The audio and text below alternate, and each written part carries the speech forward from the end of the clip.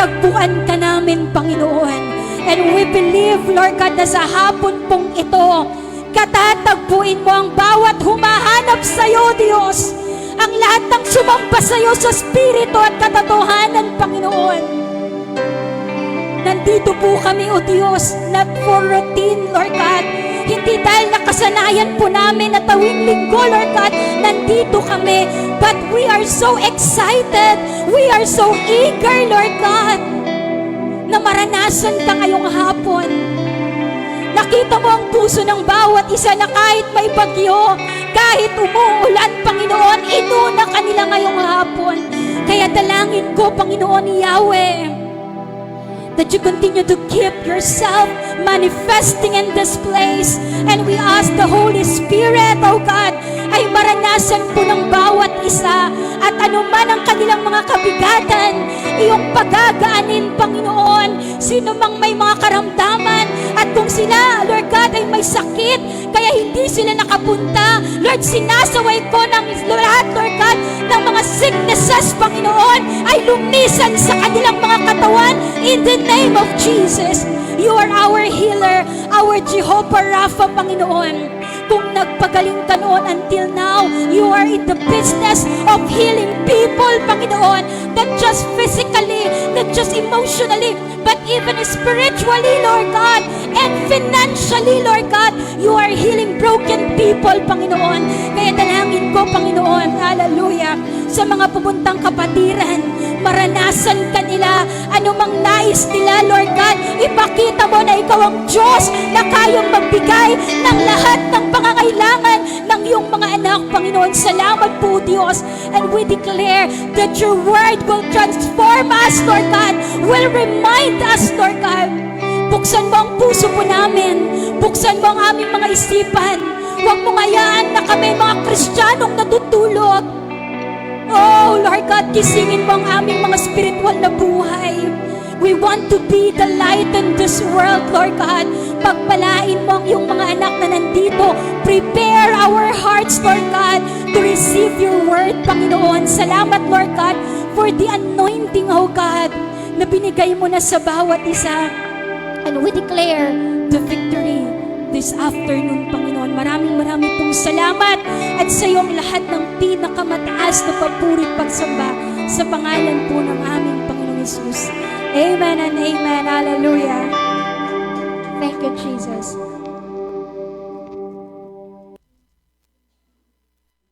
Amen. Hallelujah. Isang maganda po at mapagpalang hapon sa bawat isa. Ayan, maagang-maaga pa po ang ating time. Hallelujah. Amen. Pwede mo bang sabihin sa katabi mo, napakaganda mo naman ngayong hapon. At paglalaki yan, napakagwapo mo naman. Tingnan mo rin yung likod mo, i-appreciate mo naman yung katabi mo. Sabi mo, ang ganda-ganda mo. Ang gwapo-gwapo mo. Kasi ang mga nagmamahal kay Jesus, sila yung magaganda at gwapo. Amen. Palakpakan nga po natin ang Panginoon. God is good. And all the time, amen. Purihin po ang Panginoon dahil kahit po ganito ang panahon, marami pa rin po tayo na inuna ang Panginoon. Bagamat yung iba may mga nagkasakit, but we are praying na makasama po natin sila sa susunod na linggo. Amen po ba? Hallelujah! Sino pong masaya ngayong hapon? Sino pong excited ngayong hapon? Sinong naniniwala na uuwi siyang pinagpala ng Panginoon? Dapat pumapalakpak na yan. Hallelujah! Thank you, Jesus. Ngayon pong hapon, ang atin pong pag-uusapan, pinarto ko ang message ng prayer meeting dahil nakagawa ako, pero this is the leading of the Holy Spirit. That's why we submit to the Holy Spirit. Ngayon po, nakikita niyo po ba yung picture? Pwede po bang pakipatay muna itong ilaw dito sa harap? Ayan, para mas ma-appreciate natin. Alright. Anong sabi po ng ating, para mas maganda mag-preach ng ganito. Alright. So, ang ating pong tema, sabi niya, be the light of the world. Sabi mo yan sa katabi mo, be the light of the world. Sa likuran mo, sabihin mo. Sa harapan. Oh, ako yun.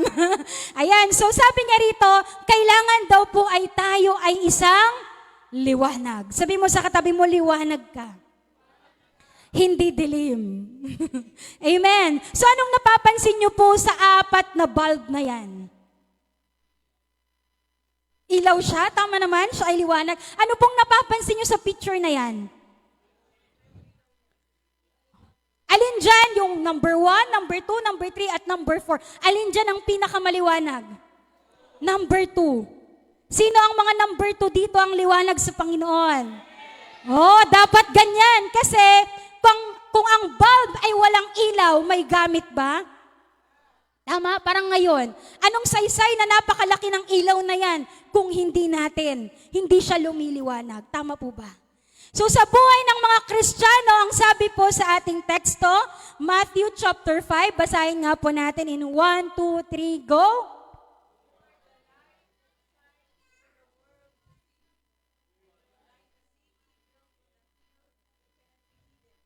People don't hide a lamp under a bowl.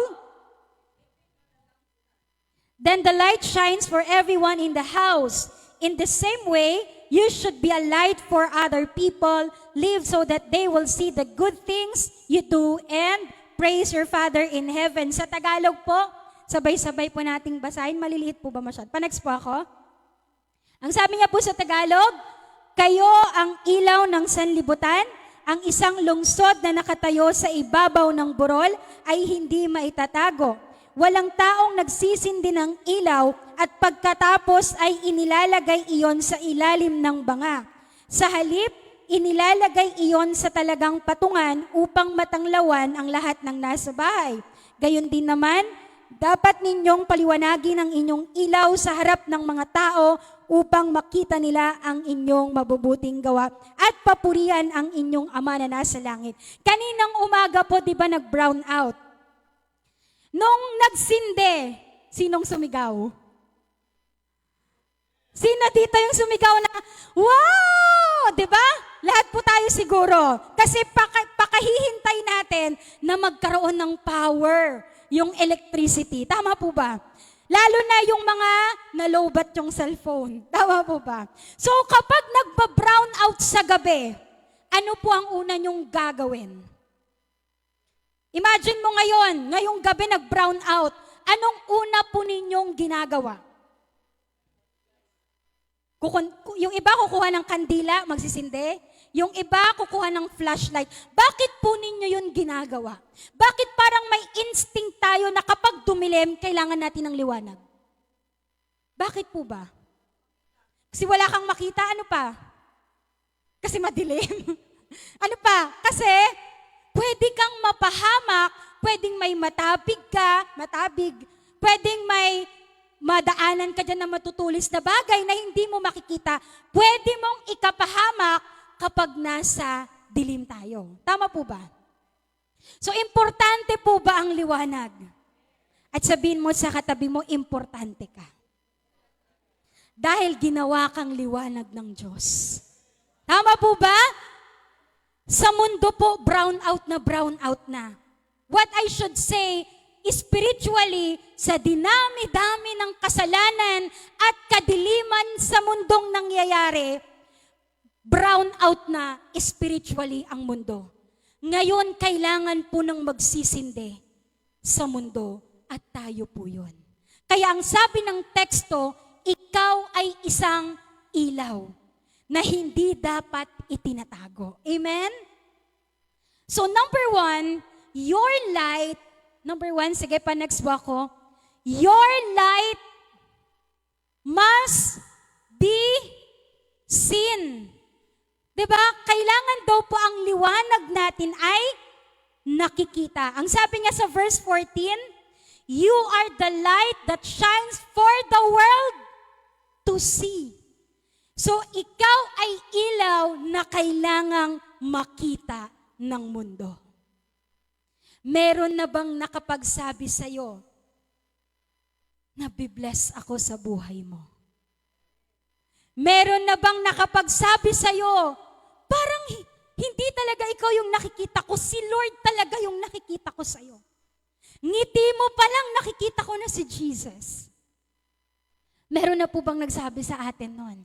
Kasi ang sabi niya, Ang mundo daw ay hinihintay ang mga Kristiyano na sumasampalataya kay Jesus at disciple ng Panginoong Hesus na sila daw po ay maging isang ilaw upang ang mundo ay makita ang kanilang liwanag. It means to say, nakikita ng ibang tao na wala pang tamang relasyon sa Panginoon na meron kang Jesus sa buhay mo. Amen. Amen. At ang sabi nga rito, you are like a city. Para ka daw isang city, isang bayan, doon sa doon sa Burol. Di ba pag nasa Burol ka, kaya nga gustong-gusto natin ang Baguio. Tama? Kasi sa Baguio maraming bundok. At actually, nasa bundok ang lugar ng Baguio. Kaya na-appreciate mo kapag nandun ka sa pinakatuktok ng Baguio, pagtingin mo dun sa baba, kitang-kita mo lahat. Tama po ba? At kapag may nakakakita tayo ng bundok, napapatingin tayo. And we are like that. Na kapag ang mga tao dapat napapatingin sa'yo, sino ba yung ampling na yon? Bakit ang prayerful? Sino ba yung prayer na yon? Bakit nagbabasa ng Bible? Sino ba yon na laging kumakanta ng gospel song? Lagi nag-worship sa Panginoon. Para bang nandyan ka, napapatingin sila sa'yo. Kasi nakikita nila the glory of the Lord. Nakikita nila yung kaluwalhatian ng Panginoon sa buhay mo. Amen? Sabi niya, we must not hide our light. Ang liwanag, hindi po parang magsisindi ka ng ilaw tapos ilalagay mo sa ilalim ng bowl. Diba? Nung parang mangkok siya, tapos ilagay mo dun sa ilalim ng mangkok. Diba? Ano pang saysay na nagsindi ka kung ilalagay mo rin lang siya sa ilalim at hindi magbibigay ng liwanag sa buong paligid. So ang ating liwanag, we should, sabi niya, not hide. Sabi mo sa katabi mo, huwag mong itago. Dapat ipakita mo sa buong mundo. Amen? Sino po rito? Kapag kumakain sa labas, nagpipray pa bago kumain. Taas ang kamay. O siguro naiya yung iba, baka marinig nila nagpipray ako sa Jollibee. Baka nakakahiya. Nakakahiya po ba mag-pray sa labas? Hindi. Dapat nalaksan mo eh. Bakit? Para isama mo na rin yung pagkain ng katabi mo kasi hindi niya na ipag-pray, di ba? Lord, salamat sa pagkain ko. Salamat din sa mga pagkain ng mga kumain dito. Di ba, iraman? Isali mo na rin silang ipanalangin, di po ba? Sino po rito, mga students, ang hindi nahihiyang magdala ng Bible sa school? Sino rito? Nung high school ako, dala-dala ko, ang pinakaunang Bible ko, yung sobrang kapal na Tagalog. Dala-dala ko po yun lagi pumapasok. Bakit? Kasi pag vacant po namin, nag-share ako sa mga kaklase ko. Tinuturuan ko sila mag-devotion. At nagpapatanggap tayo kasi grabe, nag-uumapoy talaga ako. Parang sobrang in love ko kay Lord. Di ako talaga nahihiya sa mga klase ko. Kaya 3rd year to 4th year, tawag na nila sa akin, pastora. Kaya pag tinatanong nila ng pangarap ko, magpapastor talaga ako.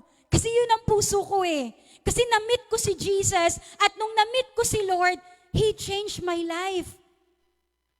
Yung dating makamundo ako, yung parang gusto ko lagi, parang party-party. Gusto ko lagi, yung every words na lalabas sa bibig ko, walang palya yung mura ko. Lahat na lang ng mura. 8 o'clock, tang with vitamin A, ano pa.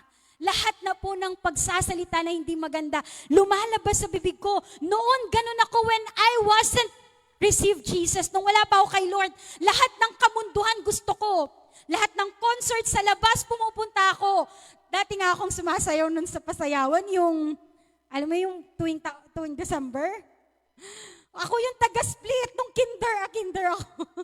May picture pa nga ako, taga-split pa ako noon. Nagbe-bending pa ako, talaga pastora, galing ka doon.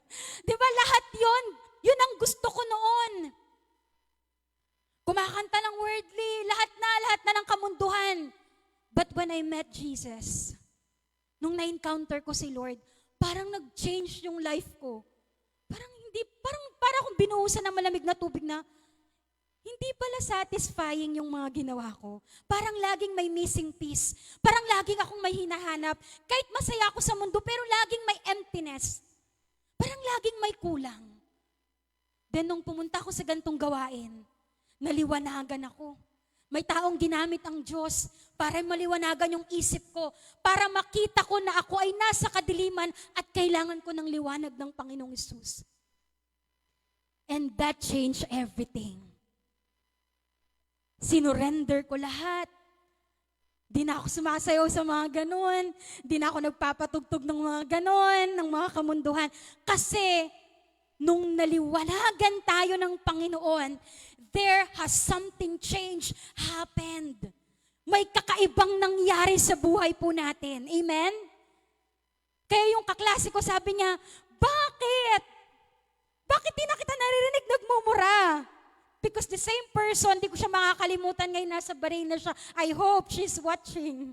Nasa Bahrain na siya ngayon. Di ko makakalimutan yung sinabi niya nung hindi pa ako Kristiyano. Ang sabi niya, bakit yung salita mo, kada salita mo nagmumura ka? Di ako Kristiyano nun. But the same person na nagsabi, bakit hindi ka na nagsasalita? Bakit nagbabasa ka na ng Bible? Kasi dala ko ang kapal-kapal na Bible sa loob ng school. I am not ashamed. Sabi ng Romans 1:16, I am not ashamed for the gospel. Di ako nahihiya. Kaya sabihin mo sa katabi mo, huwag ka ring mahiya. Ipagmalaki mong Kristiyano ka. Amen? Kaya sino na po rito makaka-challenge sa mga bahay ninyo nagpapatugtog ng malakas? Nung di ba ako believer ng Panginoong Hesus, ako pa lang pala yung believer sa bahay namin. Nililayans ko yung speaker ni nanay. Buti lang nandito yung mga parents ko, no? May ebidensyang totoo ito. Lagi siyang, si nanay nun, lahat talaga ng OPM, papatugtog niya. Tapos syempre, Christian na ako. Parang ano yung isip ko ngayon, parang, hala, everyday ko na lang itong narinig. Ngayon, ang ginagawa ko, nilayans ko yung mga speaker ni nanay. Lord, kahit wala na kaming speaker dito, kung puro wordly song naman yung pinapatugtog. Tapos nasira po. Sabi ko, answered prayer. Opo, hanggang sa ilang taon ng paglilingkod sa Panginoon, naintindihan nila kung bakit naging ganun ako. Purihin ang Diyos. Tama, because merong nagbigay liwanag. Kaya kahit saan ka nawa dalhin ng Panginoon, dalhin mo ang liwanag mo kahit nasa bahay ka na. Amen? Ang sabi niya rito, bring your light everywhere. Sa workplace, purihin ang Diyos. Sa buhay ni Kuya Jeff, na kahit nasa workplace siya, nag-share siya ng Word of God. Di po ba?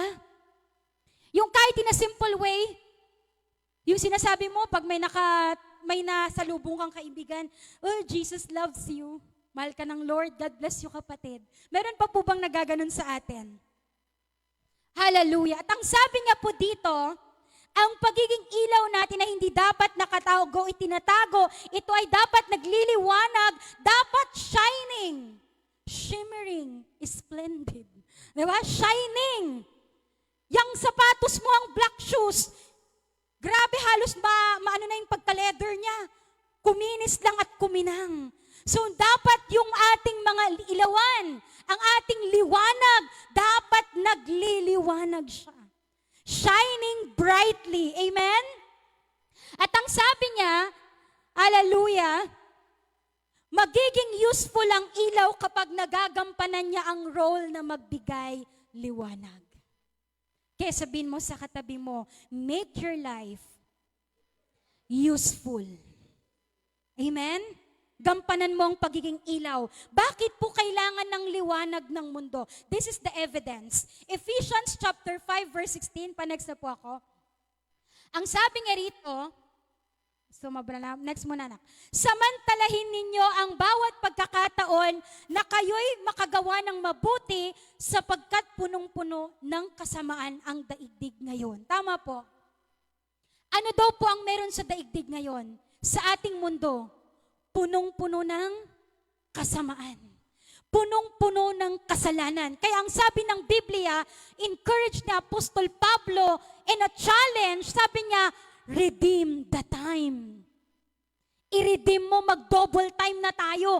Because 24/7, Satan umaatake sa mga pamilya, sa mga relasyon, sa mga friendship, sa mga churches, umaatake si Satan.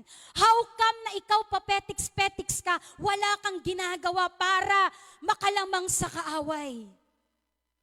Kasi sabi nga rito, kailangan po nating makagawa ng mabuti. Amen. Ang mga Kristiyano gustong-gustong gumawa ng mabuti. Tama po ba? Amen po ba? At ito po ang mangyayari at nakikita na po natin dahil nasa huling panahon na po tayo. Ito po yung katotohanan, realidad sa mundo na mangyayari at mas magiging malala pa po sa mga susunod na taon. Because nung naisulat po itong 2 Timothy, panahon pa po ito ni Apostol Pablo. Kaya sa panahon natin ngayon, mas matindi. At sa mga darating na henerasyon, mas matindi na po. Ang sabi nga rito, kawalan ng pagsamba sa mga huling araw. Yung end times na tinutukoy, ibig sabihin pag end times na, malapit nang dumating ang Panginoon. At sasabihin mo, nakikita mo na ito. Okay, sabi nga rito, ngunit alamin mo ito, na sa mga huling araw, darating ang magulong panahon. Ano daw po yung darating? Magulong panahon. Sinabi ba ng Bible na darating ang panahon sa future na magiging maganda ang panahon? Biblically speaking, magiging magulo ang lahat. Kaya sabi niya, nation against nation, yung mga mag-asawa, magkakaaway-away, yung mga asawa ay mga magulang sa anak, mag-aaway-away, mga magkakapitbahay, mag-aaway-away.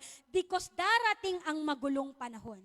Ito ay sapagkat ang tao, ito daw pang mangyayari sa mga tao, sa panahon natin at sa mga darating pang panahon, ay magiging, ano yung number 1? Maibigin sa kanilang sarili. They will become lovers of themselves. Ibig sabihin, magiging self-centered sila. Gusto nila yung pakinabang lang nila sa sarili nila. Ang sentro lagi nasa sarili nila. Magiging selfish ang mga tao. Ibig sabihin, wala silang pakialam kahit masaktan ng kapwa nila. Wala na silang pakialam kahit nakawan nilang kapwa nila. Wala na silang magiging pakialam. Mawawalan sila ng concern sa ibang tao. Mga maibigin sa salapi. Ang sabi nga rito, hindi po money ay masama, but the love of money. Paano mo masasabing may love of money ka? Kahit linggo, nagtatrabaho ka pa. The love of money is the root of all evil. Pati yung para sa Panginoon, hindi mo na naibibigay kasi kakatingin mo sa salapi. Nakalimutan ng tao na ang Diyos ang pinagmumulan ng salapi. Amen? So they will be lovers of money. Kaya nga may mga nagpo-post, alipin daw sila ng pera, nakakaawa naman sila. Bakit? Kasi dapat ang pera ang alipin ng tao, hindi tao ang alipin ng pera. Kaya po nagkaroon ng korupsyon sa mundo, naging greedy ang tao, kasi inibig po nila ang salapi. And praise the Lord, ang mga kapatid ngayon, inuna ang Panginoon, mas mahal nila si Jesus. Amen? Sa mga nagmamahal sa Panginoon, pumalakpak. Hallelujah. At ano pa? Mayayabang, diba ngayon? Flaunt doon, flex dito. Lahat na lang, kada kunting kibot, nakapost. Di po ba? Naka 100,000 na siguro siyang post. Siya lang, mukha lang niya. Because, gustong i-flex lahat. Hindi pa nga bayad na tao ko doon, yung hindi pa nga fully paid, pinost na. Di ba? Hindi naman po masama, we appreciate the blessing. Pero kung ang purpose ng pagpo-post mo ay para magyabang, wag na lang. Kasi paano daragdagan ng blessing na yan kung dyan pa lang sa malit na yan, mayabang ka na? Paano pa lalaki ng Diyos yung blessing na yan kung sa maliit pa lang mapagmataas na tayo? Kaya ang sabi nga rito, in the last days, maraming magyayabang.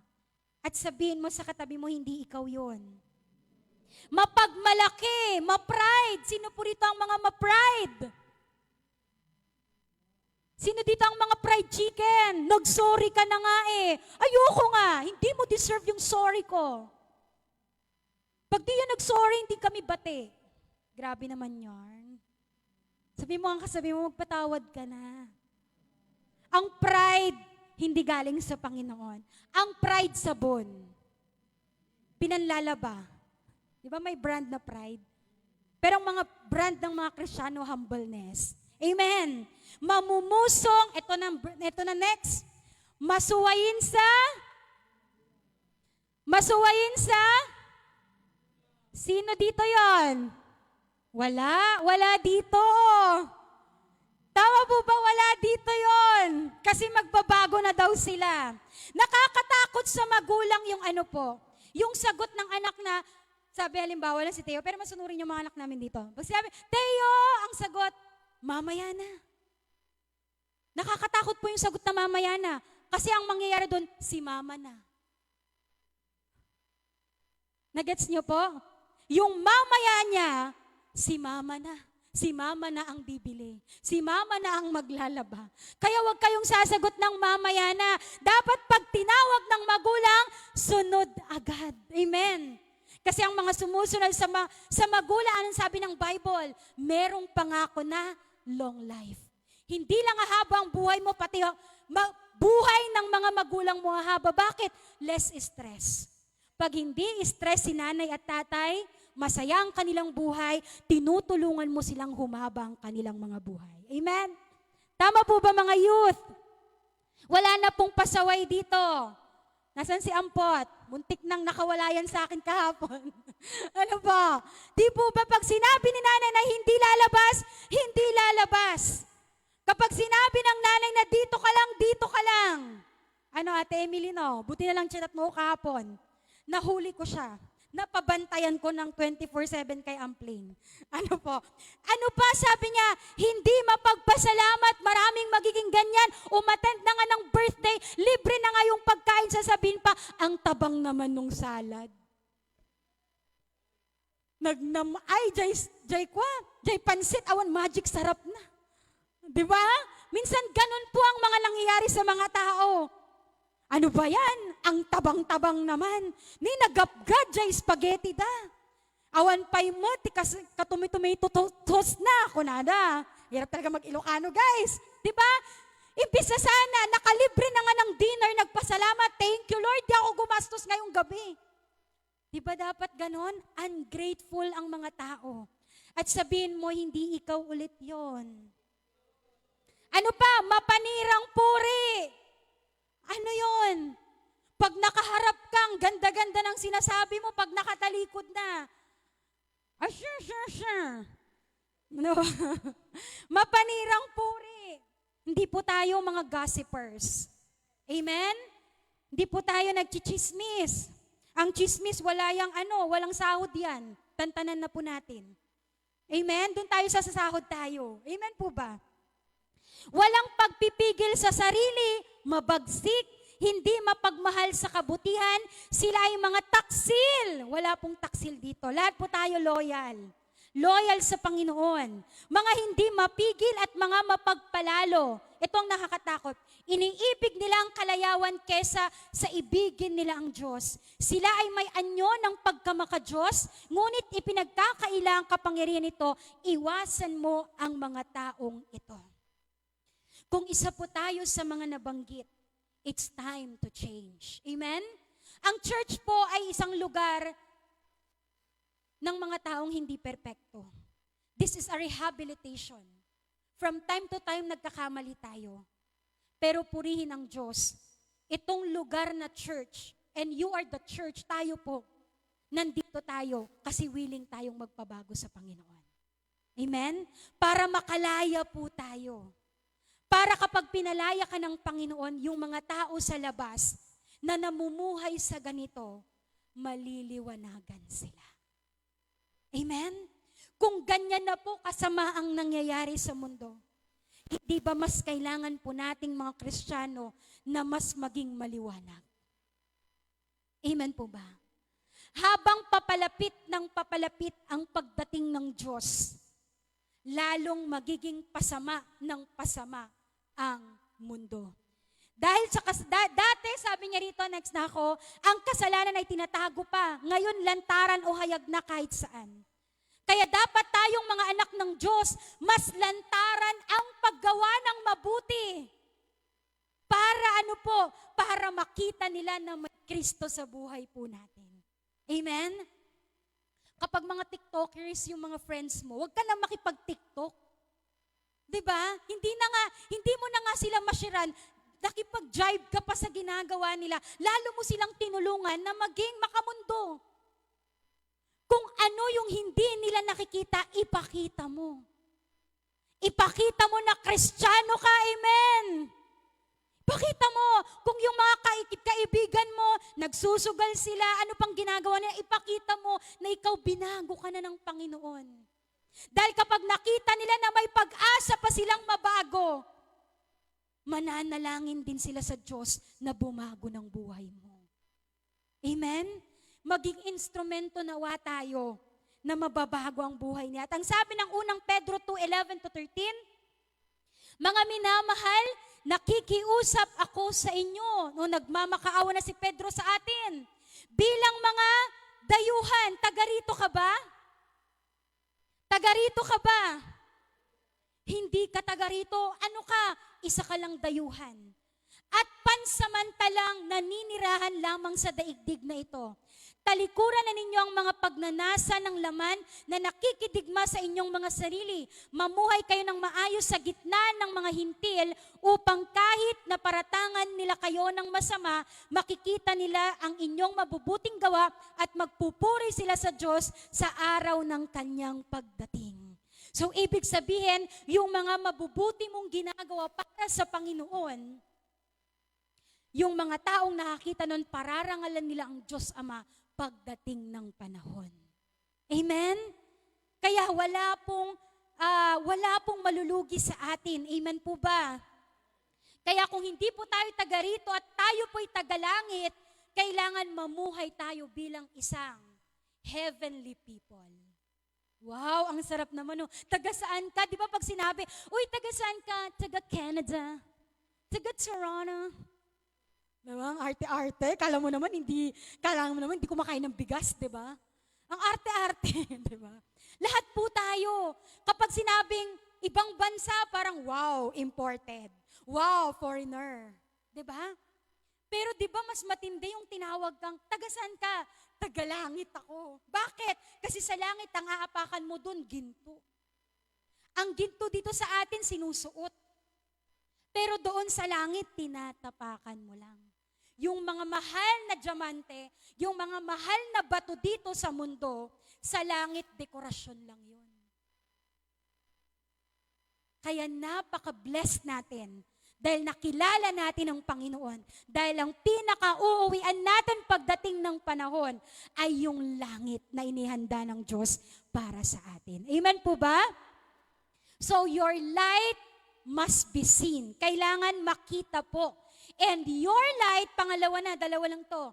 Your light must be a good example to others. Kaya sabi sa verse 16, in the same way, you should be a light for other people. Kaya ka gumagawa ng mabuti para sa ibang tao. Para yung ibang taong gumagawa ng masama, gagawa na ngayon sila ng mabuti. Bakit? Kasi gagayahin ka nila. Kaya kung ano yung pagiging Kristiyano mo na pinapakita sa mga tao sa labas, yan ang paniniwalaan nila. Amen po ba? Kaya importante na yung liwanag mo magbibigay aral, magiging reminder sa iba na ito dapat ang mabuti nilang gawin at piliin. Amen? A good example that is worth imitating. Ibig sabihin, karapat-dapat na gayahin. Kaya ang tanong ngayon, yung ginagawa mo ba ngayon, karapat-dapat bang gayahin ng iba? Ask yourself, yung ginagawa ko ba ngayon, na nakikita ng iba, dapat kaya nilang gayahin? Masasabi kaya nating yes? O kaya no? Or maybe? Diba? Dapat ang sagot dapat natin, ang iasam nating sasagutin natin, yes, kasi good example ako. Amen? Sabi niya rito, paano ka magiging good example? Kailangan maging maingat ka sa paraan ng pamumuhay mo, sa mga wordings na lumalabas sa bibig mo. Because the abundance of the heart, the mouth speaks. Kung puro, tawag dito yung cursing ang lumalabas sa bibig mo, marumi ang puso mo. Ano pa? Your actions, your decisions, your character, even our social media posts. Ang pagiging Kristiyano po natin na hindi tumigil sa loob ng simbahan. Kahit nasaan ka, Kristiyano ka pa rin. Amen? Kahit sa social media, Kristiyano ka pa rin. Amen? Hindi yung porket nakakatawa, i-post ko na to. Para tumawa din sila. Hindi po lahat ng nakakatawa ay ka-post-post. Minsan nga nakakalungkot po, pero alam ko, i-challenge ko kayo ngayong hapon. Iilan na lang po ang nag-share. Sino po rito yung nag-share ng mga gawain sa church? Sino po rito ang naka-follow at naka-like, naka-subscribe sa ating FB page? Ay, parang kakonte, guilty yung iba. So, pag uwi natin, pupunta tayo sa page natin, magla-like tayo, magpa-follow, at isi-share natin. Sino rito mga kabataan na nag-share ng post? Sino po yung laging nag-share ng post ng church? Sayang, may 500 sana. Sayang, buti na lang wala. Diba? So, kaya mong i-post. Minsan nga yung ibang church na po-post mo pa eh. Pero sarili mong church, you cannot. Di po ba? Guilty or guilty? Kaya sabihin mo sa katabi mo, magbago ka na. I-share mo na. I-share na natin. Dahil yung isang share mo, hindi mo alam, nakapagdala ka ng kaluluwa sa Panginoon. Amen? Dahil sa mundo, nagmamasid po sila at kailangan po nila ng ilaw na magsisilbi dito sa mundo. Amen po ba? Being light to others sa pamagitan ng paggawa ng mabuti ay nagbibigay ng kapurihan sa ating Diyos na nasa langit. Amen? So kapag gumagawa ka ng mabuti, isipin mo na paparangalan mo ang Diyos Ama. At kapag ang Diyos ang natuwa sa'yo, pagpapala ang para sa'yo. Tama po? May pagpapala para sa mga taong pinagpapala una ang lahat sa Panginoon. Hallelujah. And Ephesians 8:16, sabi niya rito, paano tayo magiging good example sa iba? Dapat meron kang before and after. Sino po rito yung mahilig mag-throwback? Yung mga pictures. Kung ito throwback ko, siguro yung mga pictures namin, kami yung sobrang iitim namin. Ay, kala mo naman, maputi talaga, no? Ano ba yung mga itsura namin, hindi nagsusuklay, hindi nagpupolbo. Kaya ngayon, syempre ngayon tumanda ka na, nag-aayos ka na. Pero nung bata ka, hindi ka naman nag-aayos. Kaya kung yung before, ang layo sa ngayon, wow, gumanda tayo. Pumogi tayo, di ba, Per? Di ba, ang ganda ng hair ni Per dun sa national ID niya. Nakaganon talaga. Tawang-tawa yung nanay mo, naalala niyo tuloy. Okay, so sabi nga rito, ang gusto ng Panginoon, para maging good example tayo, dapat ito tayo. Ang sabi nga rito, dati, ano ibig sabihin ng dati? Noon. Ano English ng dati? Before. Ano pa? In the past. Nakaraan. So kapag nakaraan na, natapos na. Di ba? Pag tense of verb, ano yon? Past, present, and future. So kapag past na siya, tapos na. So dati, meron tayong natapos na nagawa. Dati, kayo'y nasa kadiliman, ngunit ngayon, may kaiba. Dati, tapos ngayon, nasa kaliwanagan na. Dati nasa kadiliman, pero ngayon nasa liwanag sapagkat kayo'y nasa Panginoon. Bakit nagbago ang buhay mo? Kasi nasa liwanag ka na at nasa Panginoon ka na. Mamuhay kayo ngayon ang nararapat sa mga taong nasa liwanag sapagkat pawang, mabuti, matuwid at totoo ang ginagawa ng namumuhay sa liwanag. Sikapin ninyong matutunan kung ano ang kalugod-lugod sa Panginoon. Huwag kayong makibahagi sa mga gawain ng kadiliman na walang ibinubungang mabuti. Meron po bang ibubungang mabuti ang kadiliman? Wala. Sa halip, anong gagawin ng mga Kristiyano na liwanagan na? Sa halip ay ibunyag. Kaya kapag nakita ka ng nagkakasala, hindi mo i-cover up. Iko-correct mo. Kasi ang sabi ng Bible, ibunyag mo, expose in the light. Ibig sabihin, ilantad mo sa kaliwanagan para yung tao na yan, maliliwanagan siya. At magbabago ang buhay niya. Tama po? Kaya kapag may nakakakita sa atin ng mali ang ginagawa, let us be brave with love na i-correct sila. Amen.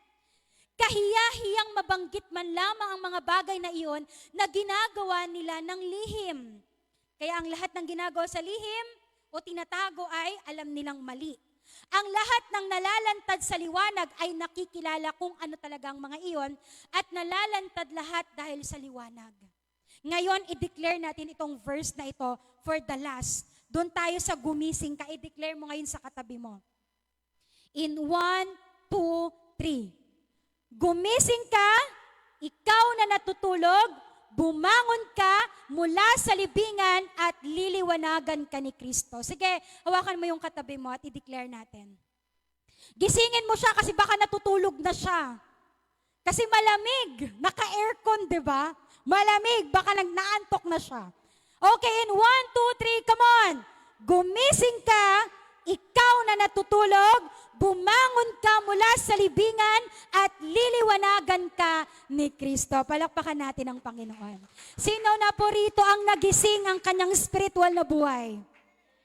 Sino na po rito ang gumising na? Wala na pong natutulog sa atin. Alerto na po tayo. Amen! Dati, sabi nga rito, may kaibahan na dapat ang ikaw noon at ikaw ngayon. Nasabi ko na to kanina, dati ikaw ay tamad, dati ikaw ay madamot, ano pa, makasarili, mareklamo, matampuhin, hindi namamansin. Pag wala sa mood, di na namamansin, may ganun ba? Sabi mo sa katabi mo, ikaw ba yun? Wala kasi ako sa mood eh, ayoko pansinin. Wala na yung Holy Spirit sa kanya. Hindi namamansin, unfriendly. Di ba nakakalungkot naman, Kristyano, pero unfriendly, ang hirap maging kaibigan, out of reach. Wala kayo sa level ko. Doon kayo sa level nyo. Kayo matalino doon kayo. Hindi ka maputi, doon ka sa mga maitim. Grabe naman. Grabe kayo sa amin. Paano na lang kami, saan kami lulugar? Di ba? Unfriendly.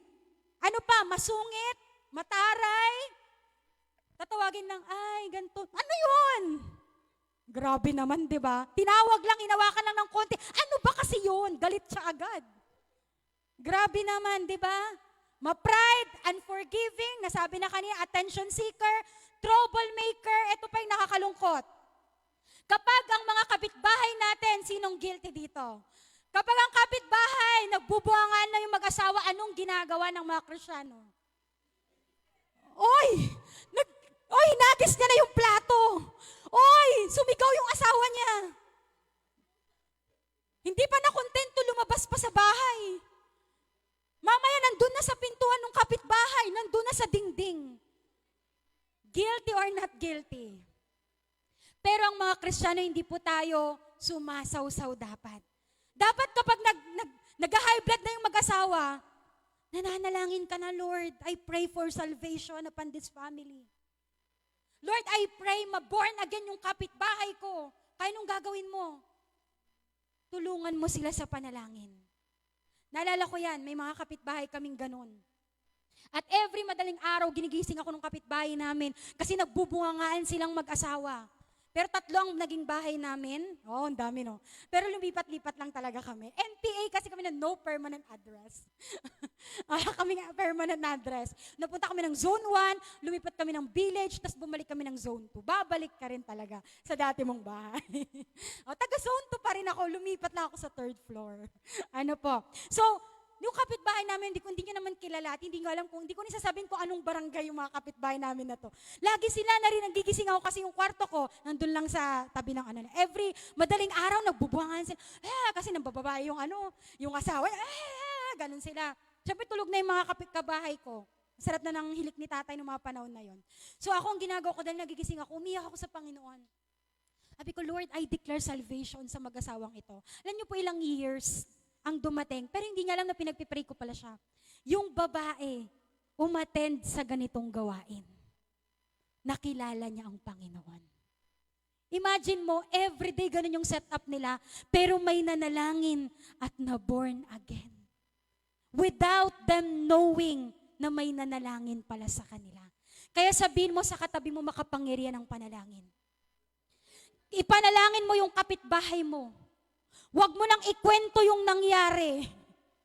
Kesa ikwento mo, sabi normal naman dahil tao tayo, pero ang pinakamainam na gawin, ipanalangin po natin sila. Amen? Di tayo palamuram, pabisyo, lahat na yan. Ngunit ngayon, nagkaroon ng malaking pagbabago. Hallelujah, at ikaw na ngayon ay good example. Hindi ka na sumusunod sa uso. Amen? Sabihin mo sa katabi mo, ibang-iba ka na ngayon. Sabihin mo sa likuran, ibang-iba ka na ngayon. Diba? Sabi nung kanta, diba? Oh, parang hindi naniniwala yung katabi mo. Ibang-iba ka na ngayon. Sabihin mo, i-declare mo. Ibang-iba na ako ngayon. Yung dating akong palaaway, palabati na ako. Peacemaker na ako. Amen? Palakpakan po natin ang mga anak ng Diyos na binago ng Panginoon. Amen? Hallelujah, ibang-iba na po tayo ngayon. At ito yung sasabihin ng mga tao na sa labas, unang Pedro 4. Sapat na ang panahong inaksaya ninyo sa paggawa ng mga bagay na kinahuhumalingan ng mga hintil. Kahalayan, mga pagnanasa ng laman, paglalasing, walang habas na pagsasaya, pagiinuman at kasuklam-suklam na mga pagsamba sa Diyos-Diyosan. Verse 4, ito na yung sasabihin nila. Nagtatakas nga sila kung bakit hindi na kayo sumasama ngayon sa kanilang magulong pamumuhay, kaya kayo'y kinukutsa na nila. Dahil hindi ka na nila makasama sa makamundong gawain ngayon, pinopersecute ka na nila. Kaya purihin ng Diyos sa buhay mo, dahil ikaw dati binago na ng Panginoon. Amen? So dapat magtataka sila dahil binago ka na ng Panginoon, hindi yung nagtataka sila dahil ang tagal-tagal mo ng Kristiyano, ganyan ka pa rin. Dapat hindi po ganun. Dapat magtataka sila kasi yung dating ikaw hindi na nila maalala kasi ang layo mo na sa noon at ngayon. Amen? Amen po ba? Kaya nawa mga kapatid, for the last, kumusta ang liwanag natin? Gumagana pa ba? Malakas pa ba ang ilaw? Umaandap-andap na? O napundido na mga kapatid? Ikaw ay ilaw. Sabi nga rito, ang ilaw ay hindi magliliwanag kung walang power. Kahit anong sindi mo, hindi gagana dahil hindi nakakonect sa source of power. Ang Kristiyanong walang liwanag ay parang isang bulag na umaakay sa kapwa niya bulag, pareho silang mapapahamak. Ngunit ang Kristiyano nagliliwanag na umaakay sa kanyang kapwa ay mararating nila ang kanilang patutunguhan.